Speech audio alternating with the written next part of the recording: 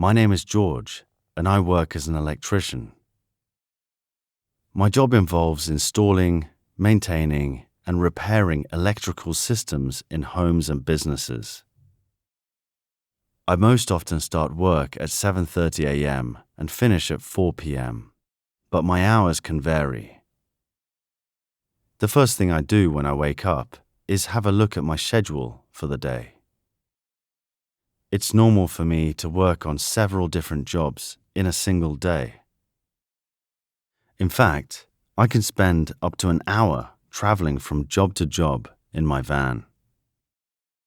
When I have breaks, I read the news on my phone so I can stay up to date with current affairs.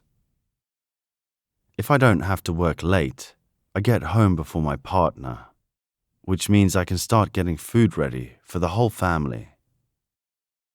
We like to spend time together in the evenings, usually playing games or having fun in the garden if the weather is nice.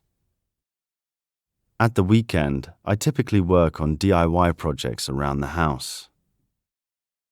From time to time, my partner and I go to concerts or exhibitions.